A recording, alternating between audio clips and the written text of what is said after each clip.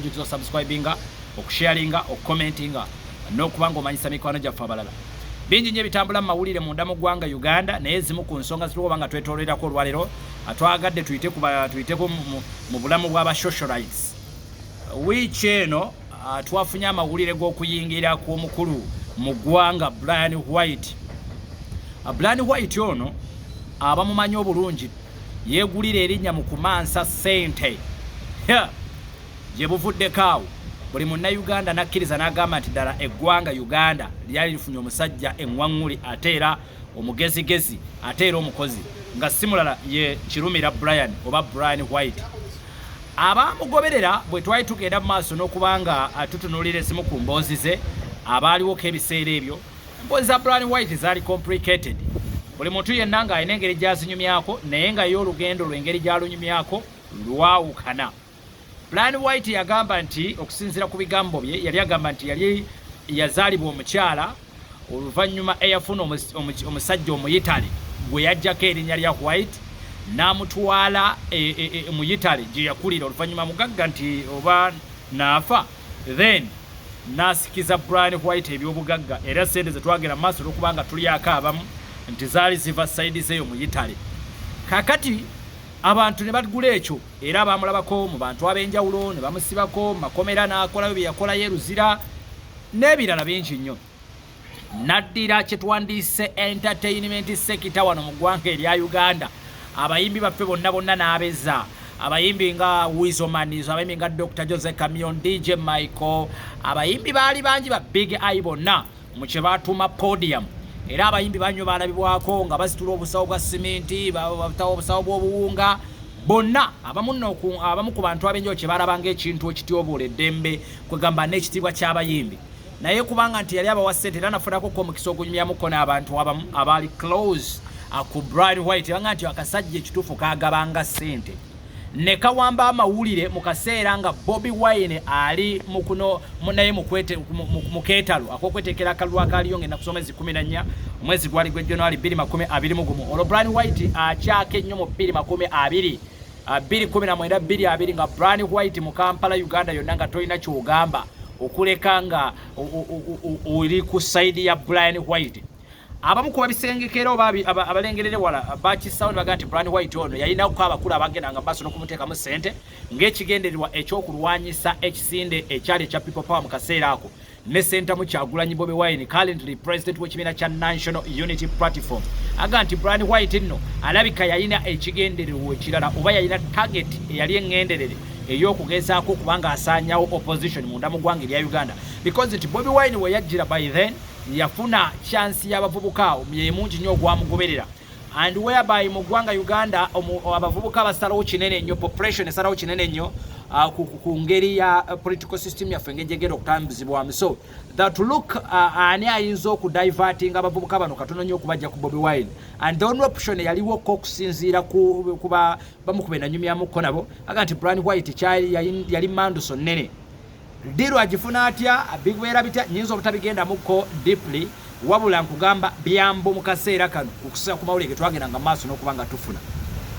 Brian White amansa sente milioni 5 milioni 2 milioni 3 milioni mmeka ebibiina by'obwegasi abantu they were like Brian White sente zino zaagaba azijjawa abani abamuteekamu sente amaanyi ng'aleese mangi afuniramuwa ateekateeka kujja kwesimbawo.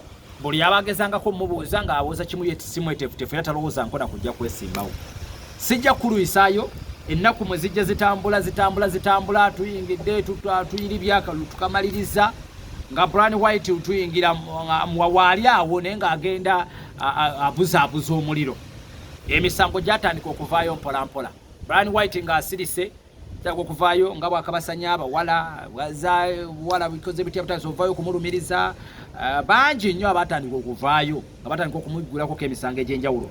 I remember ne parliament yali ekiyingiddemuko ng'emusabye ajje bamukunye mu kaseera ako n'afuna ekimbe ekyamulumba ne atwalibwa mu ddwaliro. Brian White taasulewo omwana agenda kufa alumizibwa mu lubuto n'ebirala. Era ekyaddirira by then twaddamu okuwulira amawulire nti Brian White avudde munda mu ggwanga erya Uganda.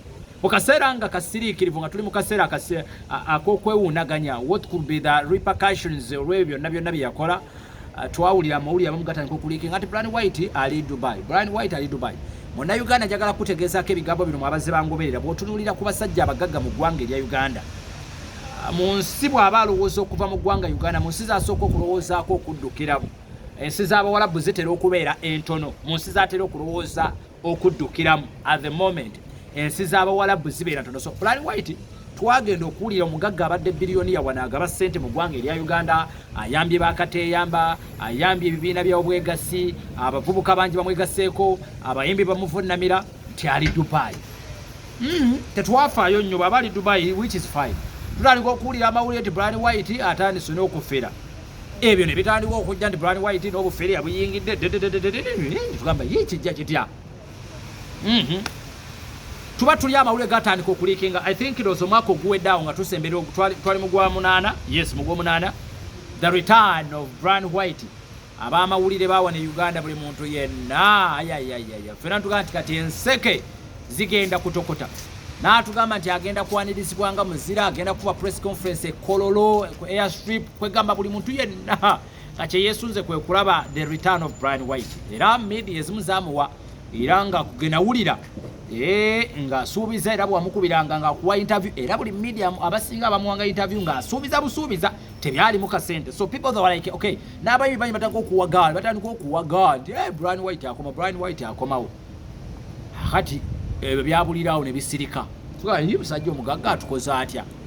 Kirabira Lawrence bange ne baga nti mwategedde nno tudde ku miramu emira tukole content omulala. Ebya Brian White bino. Byadifuuka namulanda ng'amabeere g'embwa. Omusajja alabika yaggwa muze na sense nze nafuna abakigatto banyanga nti owaye wategera omusajja analabika. Byolowooza omusajja alabika bikadde. Omusajja alabika atasemea mama nyabo banzise. Mufu talina wadde na 10. Amawulire mu mbeera y'ekibwatukira twagenze okulaba nga Brian White akomyewo mu ggwanga Uganda. Mu mbeera y'ekibwatukira nalabye yabadde Franka Tumweva, yabadde Franka ania waliwo nalabye Franka Mwesije. Yes, Franka Mwesije gwenda boyo mukuba gaya ababeeni alemu ababeera nnyo ku TikTok awo. Nalabye nga yamwaniriza saalabyewo bantu balala mitu bya kimpowooza awo tugaite Brian White tekiganye tuka mu ggwanga tuka mu mugagga ensi gwebadde erinderedde bannamule nga bataggwa nagenza okwabaguka ne bukamera gulu batagenza okwabacali baffe wali waggulu nawo bamukyazayi Tamido nagenza okulaba Natali Ozi babitali Tamido waliwo Natali ono mukyala Natali Ozi nagenza okwaba naye nga amukyaza nalabyani omulala awo agabyani omulala yamukyazisaawo Kasuku yamukyazaako kawo ku live ye naye ate amawulire genafunye ate wa Kasuku nalabye ate amuddiza omwe. Kasuku yamuyise idiot, an idiot. Aye nti mu bantu be yakalaba be yakasembayo okutegeera abasiru. Kasuku agamba nti Brian White musiru. Lwaki? Nti abantu abamutuusa ku ekyo kyabaddeko n'okubanga mu kaseera kano mwavu muzibu. There were those people bali mu kupepeya nabo ab'amawulire be bamusuula ekintu kyesaategeedde Bakasuku yabadde ayagala omukulu yabamubeera ku ludda buli ddakiika. I don't know. Bakasuku bwokera ku makyalo ganti omusajja socialite akomye mu ggwanga ate ab'amawulire abaveeko ate nga goyaga naye mu byonna to cut the story short mu byonna nawulidde Brian White byabadde ayogera nawuliddemu obusungu naddala nga bamubuuza ku kintu kya ssente. Brian White teyaddangamu na busungu.